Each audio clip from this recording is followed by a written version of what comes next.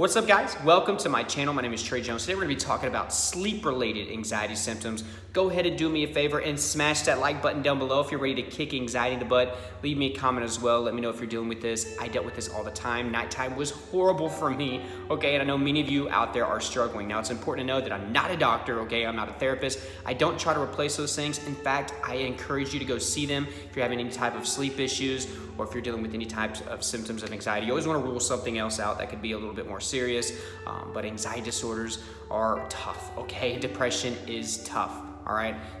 There is light at the end of the tunnel.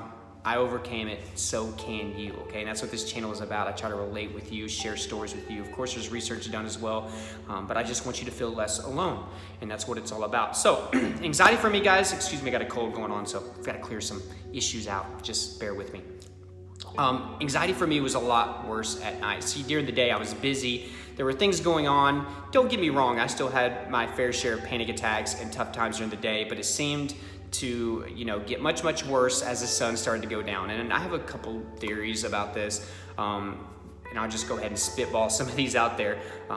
Everybody has different explanations for this. But for me, I just kind of associated negativity and pessimism with darkness, obviously it's darker at night. That's just something that kind of affected me. I used to be scared of the dark whenever I was a child. I think that's just something that I've just always associated with darkness was just, fear. And that's whenever I would get into my own head and kind of obsessively think about certain things. Something else that's going on, there's a lot less activity at night, okay? The traffic isn't going on as hardcore as it was earlier. You don't hear as many outside noises. Even the wind during the night calms down unless there's like a storm coming through. You don't hear a lot of activity going outside. Birds chirp less, if at all.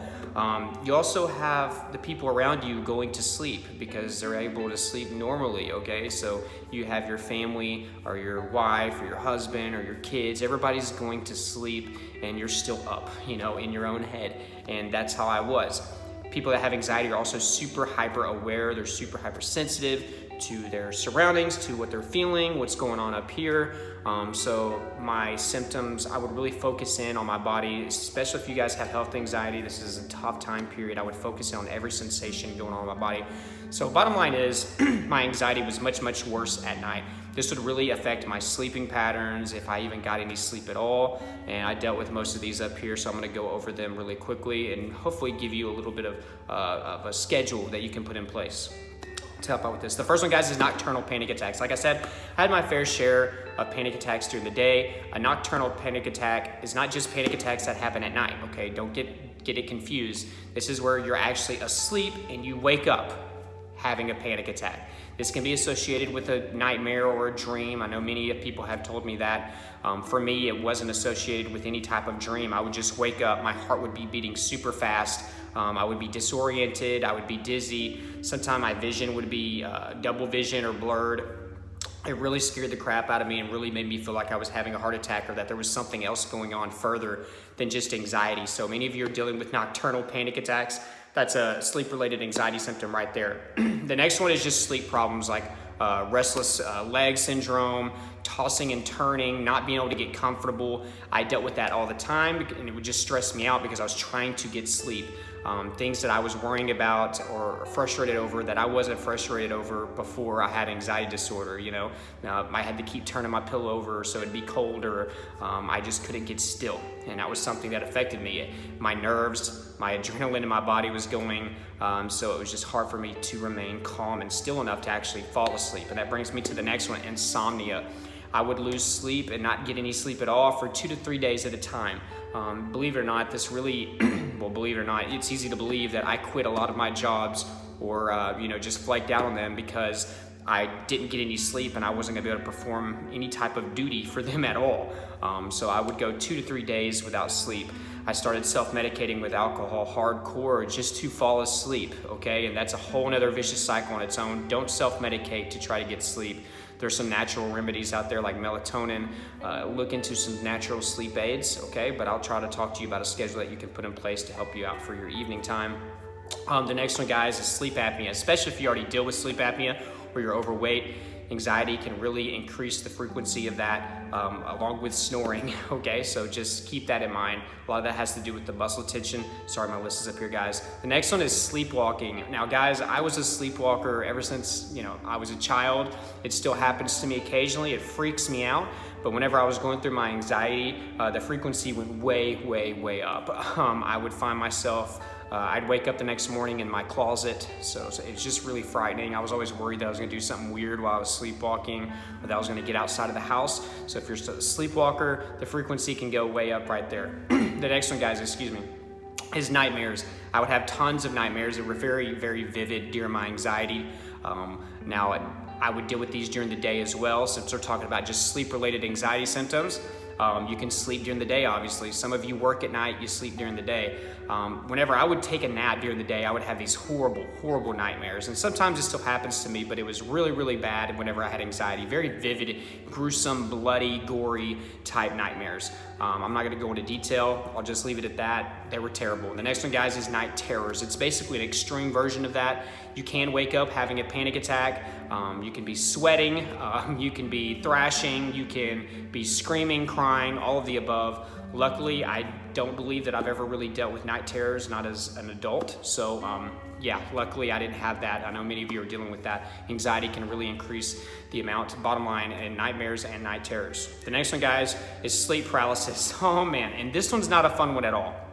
So basically, when your sleep cycle gets disrupted, you can fall into this. And like I said, it is what it is. You actually can wake up and look around, but your body has not woke up yet. This happened to me so many times. Oh my God. One of the scariest things you can ever deal with is sleep paralysis. I would try to make noises, try to wake up, eventually I stopped trying to do anything. I was just like, well, I'll just lay here until my body comes to its senses. But whenever it first started happening, I would try to yell, I'd try to scream, and I just felt like nothing could come out because my body wasn't actually working. I couldn't move my arms, couldn't move my legs.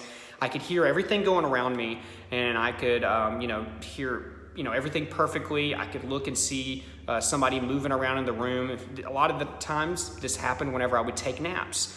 Napping was just really hard for me to do, especially during anxiety. But it was like the only time I felt like I could catch up on some sleep because I wasn't getting any sleep at night.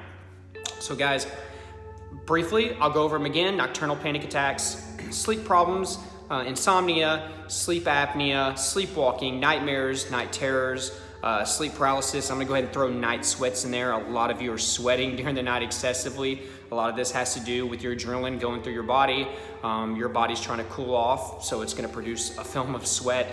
I would deal with this oftentimes as well. I should have put that up higher in the list. But anyways, guys, those are some of the common sleep-related anxiety symptoms. If there's something you're dealing with more so at night, go ahead, or whenever you're sleeping, go ahead and let me know down below in the description. Now guys, we gotta put a schedule to help us succeed, okay? You need to start your day off right. I do have a perfect morning routine for anxiety. It's all about starting your day off great to help it in the end, but I also have the best nightly routine for anxiety. Now I'm gonna put that video up, okay? As an end card up here, so make sure, or as end screen, so make sure you click on that video at the end of this video and check that out. That's super important.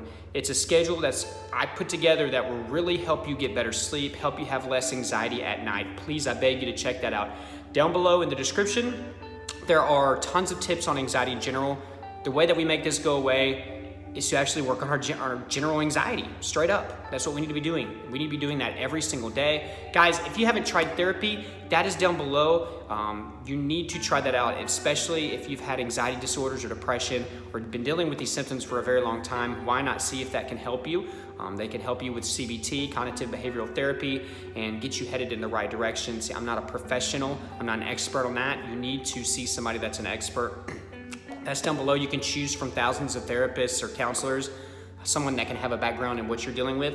Also, you can do it on the phone like we're talking here, and it's cheaper than in-person therapy. I know many of you out there are struggling with money, so in financial issues, I definitely can hear you on that. It is cheaper than in-person therapy, so give it a shot. Just try it out, see if it works for you. There are other resources down there below, workbooks, books, journals for anxiety recovery. Make sure that you check those out. My Snapchat, my Twitter, my Instagram is down there. Join those. The Facebook group is almost at 30,000 members. It's growing like crazy. It's a huge community. You'll be able to find somebody there that you can relate with. So join that group if you haven't. Subscribe if you haven't. Hit the notification bell so you can get updates when I put these videos out. Remember to like this video if you got value. We really kicked anxiety in the butt today. And leave me a comment. Let me know if there's any other symptoms that you deal with when you're trying to sleep. Thank you guys so much. And until next time, talk to you later.